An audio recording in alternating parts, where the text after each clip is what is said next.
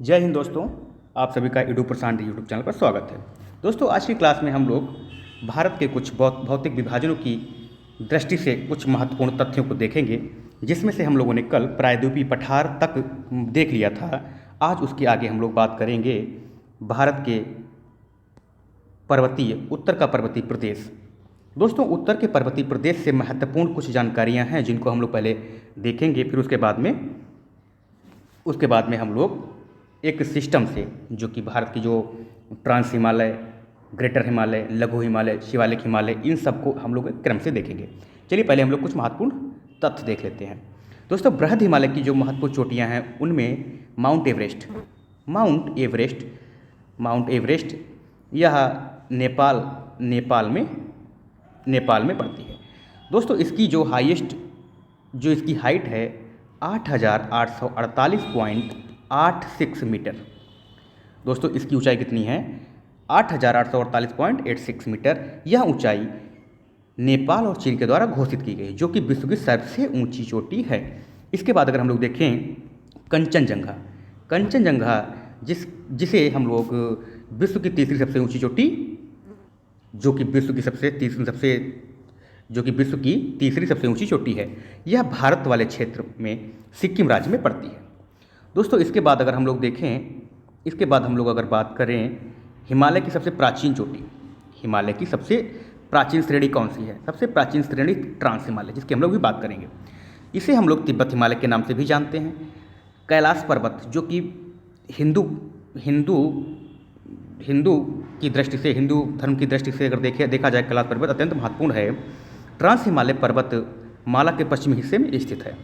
कैलाश पर्वत कहाँ स्थित है? ट्रांस हिमालय पर्वतमाला के पश्चिमी हिस्से में स्थित है। हिमालय की सबसे प्राचीन श्रेणी ट्रांस हिमालय है। इसकी महत्वपूर्ण श्रेणियाँ कौन कौन सी हैं? हाँ, चलिए हम लोग देख लेते हैं। इसकी महत्वपूर्ण श्रेणियाँ काराकोरम, जिस पर सबसे ऊंची चोटी केटू, लद्दाख, जास्कर, कैलाश। अब हम लोग कुछ महत्वपूर्ण तथ्य की तरफ चल रहे हैं। देखते हैं, भारत की उत्तरी सीमा का विस्तृत हिमालय भूगर्भीय रूप से युवा एवं बनावट की दृष्टि से नवीन बलित पर्वत श्रृंखला है। हिमालय जो पर्वत है, नवीन बलित पर्वत श्रृंखला है। विश्व की सबसे ऊंची चोटी हिमालय, ध्यान दीजिए, विश्व की सबसे ऊंची चोटी हिमालय, महान हिमालय के वलय की प्रकृति असममित है। चलिए आगे हम लोग देखें। हिमालय अपनी वर्षा का अधिकांश भाग कहाँ से प्राप्त करता है? दक्षिण पश्चिमी मानसून से भारत अपनी अधिकांश वर्षा प्राप्त करता है। दोस्तों, आगे हम लोग बात करें, हिमालय की रचना समानांतर वलय श्रेणियों से हुई है, जिसमें से सबसे प्राचीनतम श्रेणी कौन सी है? बृहद हिमालय श्रेणी। काराकोरम पर्वत श्रेणी किस हिमालय के किस पार्ट का हिस्सा है? ट्रांस हिमालय का हिस्सा है। हिंदू धर्म का वह पवित्र पर्वत जो ट्रांस हिमालय पर्वत माला के पश्चिमी हिस्से में स्थित है, कैलाश पर्वत। हिमालय की सबसे पूर्वी सीमा ब्रह्मपुत्रा नदी, ध्यान दीजिएगा, ब्रह्मपुत्रा नदी कहाँ से प्रवेश करती है? अरुणाचल प्रदेश से प्रवाहित होती है। चलिए बात करें आगे हम लोग। हिमालय की चौड़ाई अरुणाचल प्रदेश में 150 किलोमीटर है, जबकि कश्मीर में 400 किलोमीटर इसकी चौड़ाई है। ये भी ध्यान दीजिएगा, जम्मू कश्मीर में इसकी चौड़ाई 400 किलोमीटर, और यही अगर देखें हम लोग अरुणाचल प्रदेश में तो 150 किलोमीटर रह जाती है। पामीर की गांठ कहाँ स्थित है? ट्रांस हिमालय में तिब्बत वाले क्षेत्र में स्थित है। चलिए आगे हम लोग बात करें, पश्चिमी घाट एवं दक्कन ट्रैप की उत्पत्ति कहाँ से हुई है? सेनोजोइक काल तथा क्रिटेशियस काल से हुई है। ध्यान दीजिएगा, ये सभी चीज़ें पूछी जाती हैं। चलिए आगे अगर हम लोग बात कर लें बृहद हिमालय के कुछ विशिष्ट तथ्य। बृहद हिमालय को हम लोग ग्रेटर हिमालय, हिमाद्री, आंतरिक हिमालय के नाम से जानते हैं। हिमालय की दूसरी सबसे प्राचीन श्रेणी बृहद हिमालय है। इसका निर्माण ओलिगोसीन युग में हुआ था। चलिए आगे हम लोग बात करें इस पर्वत श्रेणी की कुछ महत्वपूर्ण चोटियाँ। हम लोग बात करें अन्नपूर्णा और धौलागिरी चोटियाँ, यह क्रमशः नेपाल के उत्तर मध्य वाले क्षेत्र में पाई जाती हैं। चलिए अब दोस्तों हम लोग भारत के जो पर्वत हैं इनको क्रम से देखते हैं। उत्तर से दक्षिण की तरफ हम लोग अगर देखें तो सबसे उत्तर में ट्रांस हिमालय, अभी हम लोगों ने देखा। अब हम लोग कुछ सिस्टम से देखेंगे। उत्तर से अगर दक्षिण की तरफ देखें तो हम लोग देखेंगे पहले ट्रांस हिमालय, फिर ग्रेटर हिमालय, बृहद हिमालय, फिर लघु हिमालय, शिवालिक हिमालय। यह श्रेणियाँ उत्तर से पश्चिम की तरफ देखने को मिलती हैं, जिसमें हम लोग बात करें ट्रांस हिमालय के 3 पार्ट। ट्रांस हिमालय में काराकोरम श्रेणी सबसे उत्तर की तरफ, फिर हम लोग बात करें मध्य में लद्दाख, उससे दक्षिण में अगर देखें तो जास्कर श्रेणी पाई जाती है। दोस्तों आगे अगर हम लोग बात कर लें, आगे हम लोग बात करें पश्चिम से पूर्व, अभी हम लोगों ने ध्यान दिया, अभी हम लोगों ने देखा उत्तर से दक्षिण की तरफ। अब हम लोग बात करेंगे west to east, west to east हम लोग बात करेंगे। सबसे पहले देखेंगे वेस्ट की तरफ पंजाब हिमालय। पंजाब हिमालय का क्षेत्र सिंधु नदी तथा सतलुज नदी के बीच का क्षेत्र पंजाब हिमालय के नाम से जाना जाता है। दोस्तों अगर हम लोग बात करें इसके बाद कुमाऊं हिमालय, क्या हम लोग बात करेंगे कुमाऊं हिमालय। कुमाऊं हिमालय सतलुज नदी तथा काली नदी के बीच स्थित कुमाऊं हिमालय स्थित है। आगे अगर हम लोग बात करें नेपाल हिमालय, काली नदी तथा तीस्ता नदी के मध्य के भाग को नेपाल हिमालय के नाम से जानते हैं। नेक्स्ट अगर हम लोग देखें असम हिमालय, असम हिमालय तीस्ता नदी और ब्रह्मपुत्र नदी के बीच के हिमालय को असम हिमालय के नाम से जानते हैं। दोस्तों अगर हम लोग मैप के माध्यम से समझने की कोशिश करें तो ट्रांस हिमालय के महत्वपूर्ण पर्वत कौन कौन से हैं, उनकी चोटियाँ कौन कौन सी हैं। चलिए हम लोग बात करते हैं काराकोरम, ट्रांस हिमालय का ही पार्ट है काराकोरम। काराकोरम की सबसे ऊंची चोटी केटू गार्डविन आस्टिन, जिसे हम लोग गार्डविन आस्टिन के नाम से भी जानते हैं। इसकी केटू की सबसे ऊंची केटू की ऊंचाई कितनी है 8,811 मीटर, जो कि लद्दाख में पीओके वाले क्षेत्र में पड़ती है। दोस्तों अगर हम लोग इसी क्रम में आगे बात करें लद्दाख की सबसे ऊंची चोटी, लद्दाख की सबसे ऊंची चोटी राकापोशी, क्या राकापोशी। अभी हम लोगों ने ट्रांस हिमालय में देखा तो केटू, अब हम लोग बात करें लद्दाख वाले क्षेत्र में तो राकापोशी। इसकी राकापोशी, दोस्तों इसके राकापोशी के बारे में कहा जाता है कि यह ढाल वाली सबसे ऊंची चोटी है, ज़्यादा ढाल वाली सबसे ऊंची चोटी है। दोस्तों आगे अगर हम लोग बात करें जास्कर श्रेणी की सबसे ऊंची चोटी, ट्रांस हिमालय का पार्ट जास्कर हिमालय की सबसे ऊंची चोटी नंगा पर्वत, यह हम लोगों ने भी कुछ देखा। अभी अगर हम लोग बात करें नोट पे देखते हैं महत्वपूर्ण तथ्य है गार्डविन आस्टिन केटू भारत की सबसे ऊंची चोटी है तथा यह विश्व की दूसरी सबसे ऊंची चोटी है। तो प्रथम कौन है, प्रथम हिमालय माउंट एवरेस्ट। अगर हम लोग बात करें आगे देखें राकापोशी पर्वत विश्व में तीव्रतम ढलान वाली चोटी है, सबसे ज़्यादा ढलान वाली चोटी है राकापोशी। कहाँ पड़ती है, अभी हम लोगों ने देखा लद्दाख वाले क्षेत्र में पड़ती है। राकापोशी किसकी ऊंची चोटी है, लद्दाख हिमालय की, जास्कर लद्दाख श्रेणी की सबसे ऊंची चोटी है।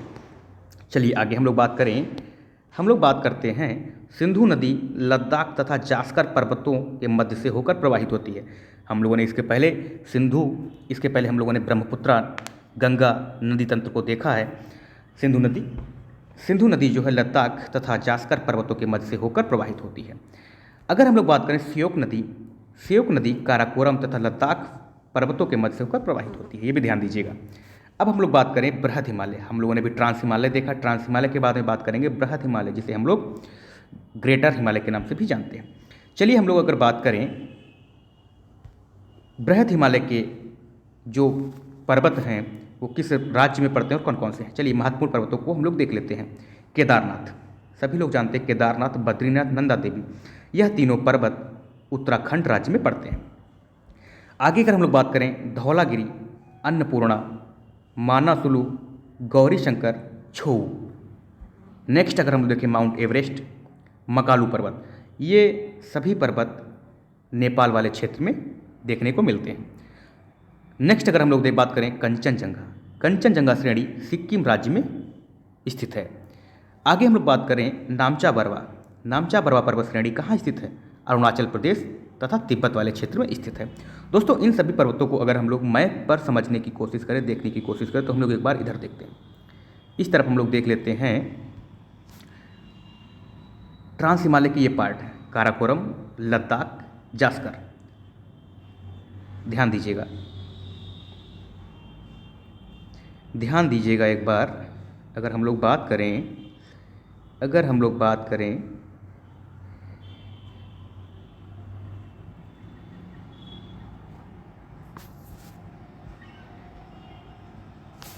काराकोरम, काराकोरम, काराकोरम के काराकोरम के दक्षिण साइड में लद्दाख, लद्दाख से दक्षिण साइड में जास्कर श्रेणी। यह तीनों श्रेणी ट्रांस हिमालय के पार्ट हैं। दोस्तों अगर हम लोग बात करें, आगे हम लोग देखें जास्कर के बाद में ग्रेटर हिमालय, ग्रेटर हिमालय कुछ इस तरह से देखने को मिलेगा। इस पर केदारनाथ, बद्रीनाथ, नंदा देवी, केदारनाथ,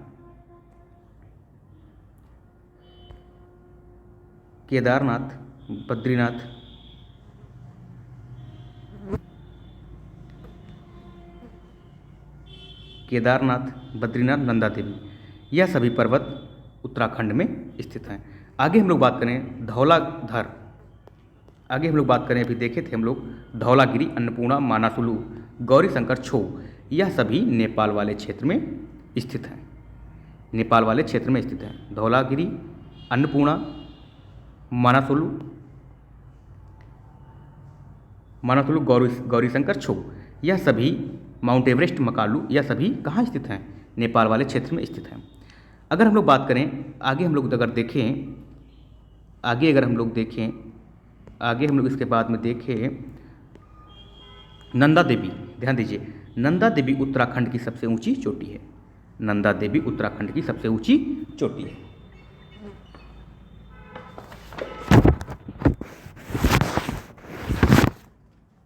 नंदा देवी उत्तराखंड की सबसे ऊंची चोटी है। इसके बाद में अगर हम लोग बात करें, माउंट एवरेस्ट विश्व की सबसे ऊंची चोटी है। नेपाल में इसे सागरमाथा के नाम से कहा जाता है। किसे? माउंट एवरेस्ट को नेपाल में सागरमाथा के नाम से जानते हैं। कंचनजंगा भारत की दूसरी सबसे ऊंची चोटी है, कंचनजंगा भारत में दूसरी सबसे ऊंची चोटी है।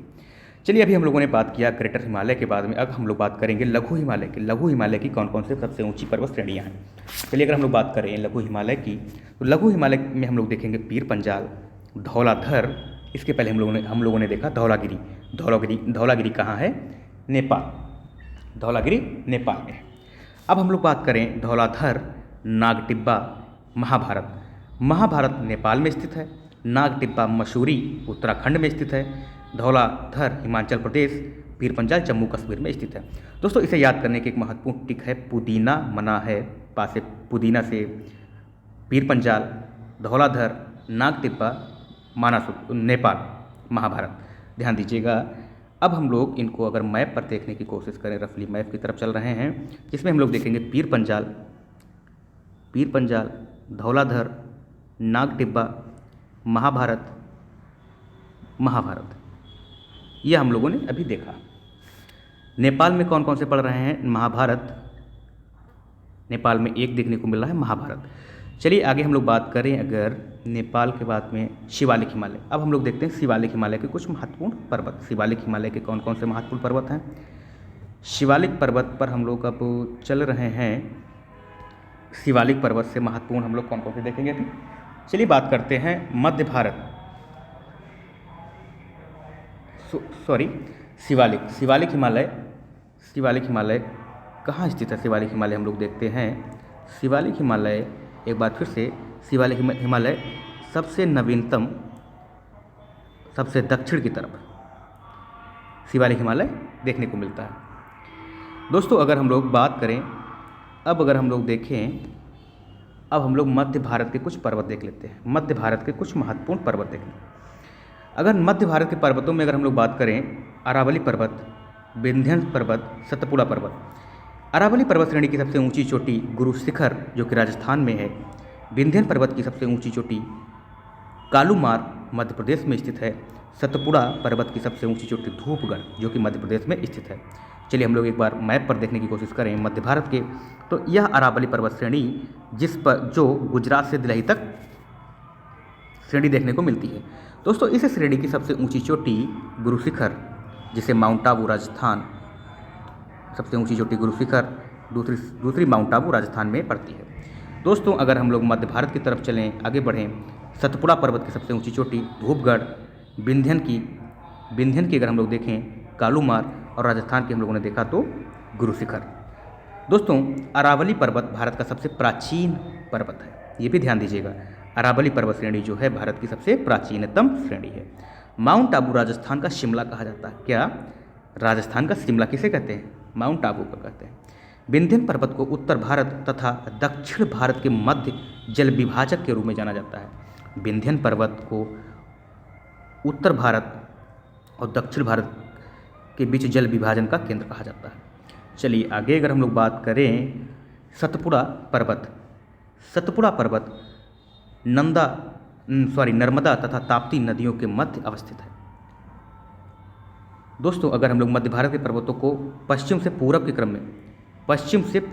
में अगर अवस्थित करने की कोशिश करें तो हम लोग देखते हैं पश्चिम से पूरब की तरफ राजपीपला पर्वत कहाँ स्थित है? राजपीपला पर्वत गुजरात। राजपीपला पर्वत गुजरात में। सतमाला पर्वत श्रेणी महाराष्ट्र में। सतपुड़ा मध्य प्रदेश में। महादेव मध्य प्रदेश में। अमरकंटक मध्य प्रदेश और छत्तीसगढ़ वाले क्षेत्र में। मैकाल पर्वत श्रेणी कहाँ? छत्तीसगढ़ और झारखंड में। राजमहल हिल्स पश्चिम बंगाल में। इनको हम लोग पश्चिम वेस्ट टू ईस्ट यह क्रम निर्धारित है। चलिए आगे हम लोग अगर बात करें दक्षिण भारत के महत्वपूर्ण पर्वत। अब हम लोग कुछ दक्षिण भारत के महत्वपूर्ण पर्वत देख लेते हैं। चलिए हम लोग पहले एक बार मैप के माध्यम से समझने की कोशिश करें। अभी हम लोगों ने उत्तर भारत और मध्य भारत, अब हम लोग दक्षिण भारत। दक्षिण भारत में अगर हम लोग बात करें, अभी हम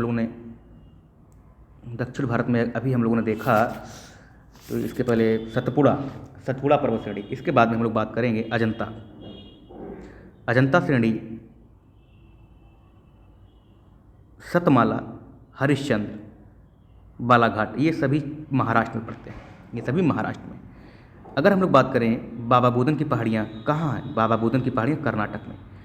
अगर हम लोग बात करें नीलगिरी पर्वत श्रेणी की, नीलगिरी पर्वत श्रेणी कहाँ देखने को? कर्नाटक, केरल और तमिलनाडु वाले क्षेत्र में देखने को मिलती है। दोस्तों इसके बाद अगर हम लोग बात करें अन्नामलाई की पहाड़ियाँ कहाँ पाई जाती हैं? अन्नामलाई की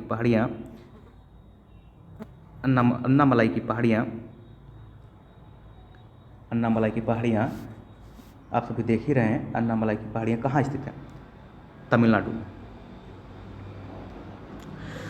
दोस्तों अगर हम लोग बात करें आगे, हम लोग देखें अगस्त्य मलाई। दोस्तों इन सभी पर्वत श्रेणियों की सबसे ऊंची चोटियाँ कौन कौन सी हम लोग देखते हैं। अगर हम लोग बात करें हरिश्चंद्र पर्वत श्रेणी की सबसे ऊंची चोटी, हरिश्चंद्र पर्वत की सबसे ऊंची चोटी कालसूपाई चोटी है। और अगर बात करें बाबा बुदन की पहाड़ियों में सबसे ऊंची चोटी कुद्रेमुख, इस पहाड़ी की सबसे ऊंची चोटी मुल्ला नियार चोटी, सबसे ऊंची चोटी मुल्ला नियार चोटी है। और कुद्रेमुख दूसरी, बाबा बुदन की दूसरी ऊंची चोटी कुद्रेमुख, जिसे हम लोग आयरन, तांबा, सोने के भंडार प्राप्त करने के लिए प्रयोग करते हैं, अर्थात यहाँ पाई जाती हैं। दोस्तों अगर आगे हम लोग बात करें नीलगिरी पहाड़ी की सबसे ऊंची चोटी डोडा बेटा सबसे ऊंची चोटी है नीलगिरी। अन्नामलाई पहाड़ी की सबसे ऊंची चोटी अनाईमुडी। अगर बात करें अगस्त्यमलाई पर्वत श्रेणी की सबसे ऊंची चोटी कार्डामम हिल्स, जो कि सबसे दक्षिणतम चोटी है। दोस्तों अगर हम लोग बात करें, अब हम लोग कुछ देख लेते हैं इसके तट, जो कि यह तट अगर हम लोग देखें, अब तटों की बात कर लेते। पूर्वी घाट के महत्वपूर्ण तट काठियावाड़ तट, गुजरात के कच्छ से द्वीप तक यह तट जो है काठियावाड़ तट कहलाता है। दोस्तों इसके बाद अगर हम लोग बात करें आगे, हम लोग देखें अगला तट कोंकण तट, कहाँ से कहाँ तक? कोंकण तट, यहाँ से कोंकण तट हम लोग देखें मुंबई से गोवा तक, कोंकण तट मुंबई से गोवा तट। अगला अगर हम लोग देखें कोंकण के बाद में हम लोग बात करें कन्नड़ तट या केनरा तट, यह गोवा से कर्नाटक तक, यह कहाँ से कहाँ तक फैला है? कन्नड़ तट गोवा से कर्नाटक तक। दोस्तों आगे अगर हम लोग बात करें मालाबार तट, आगे हम लोग देख रहे हैं मालाबार तट कर्नाटक से केरल। अगर कर्नाटक में भी पूछे कहाँ से तो मंगलौर। आगे हम लोग बात करें कर्नाटक के बाद में मालाबार के बाद में अगर हम लोग बात करें कोरोमंडल तट, देखिए यह तट दक्षिण पूर्वी तट और पश्चिमी तट दोनों में देखने को मिलता है। कोरोमंडल तट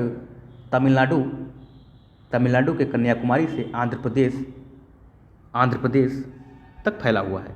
इसके बाद अगर हम लोग बात करें उत्तरी सरकार आंध्र प्रदेश एवं पश्चिम बंगाल तक, उत्तरी सरकार आंध्र प्रदेश पश्चिम बंगाल तक फैला हुआ है, पश्चिम बंगाल तक देखने को मिलता है। उत्तरी सरकार, अगर हम लोग बात करें उत्कल तट की अगर हम लोग बात करें तो यह तट उड़ीसा वाले क्षेत्र में पाया जाता है। अगर हम लोग बात करें दीर्घ सीमा या बंग तट, इसे हम लोग बंग तट के भी नाम से जानते हैं, यह पश्चिम बंगाल में पाया जाता है। यह सबसे छोटा तट है, ये भी ध्यान दीजिएगा। चलिए दोस्तों, अगर हम लोग बात करें आगे कुछ तथ्य की, तो हम लोगों ने देखा काठियावाड़ तट गुजरात के कच्छ से दमन द्वीप तक सबसे बड़ा तट है ये। कोंकण तट की बात करें तो मुंबई से गोवा तक, केनरा या कन्नड़ गोवा से कर्नाटक तक। अगला मालाबार तट कर्नाटक के मंगलोर से केरल तक। कोरोमंडल तट तमिलनाडु कन्याकुमारी से आंध्र प्रदेश तक। यह तीसरा सबसे बड़ा तट है, सबसे बड़ा काठियावाड़ तट। उसके बाद में उत्तरी सरकार आंध्र प्रदेश से पश्चिम बंगाल तक दूसरा सबसे बड़ा तट है, इसे रॉयल सीमा के नाम से भी जानते हैं। उत्कल तटीय मैदान उड़ीसा वाले क्षेत्र में पाया जाता है। दीर्घ सीमा जिसे बंग तट के भी नाम से जानते हैं, यह पश्चिम बंगाल में स्थित है, जो कि सबसे छोटा तटीय क्षेत्र है। दोस्तों, आज की क्लास में बस इतना ही। दोस्तों, अगर जानकारी अच्छी लगी हो तो एक बार शेयर कर दें, और जो लोग नए हैं वो चैनल को सब्सक्राइब कर लें। दोस्तों, इसी प्रकार रोज़ नई नई जानकारियाँ आप सभी तक पहुँचती रहेंगी। आप सभी लोग इसे शेयर कर दें, ज़्यादा से ज़्यादा लोगों तक की जानकारी पहुँचे, बस यही हमारी इच्छा है। चलिए दोस्तों, आज के लिए बस इतना ही। थैंक यू, धन्यवाद।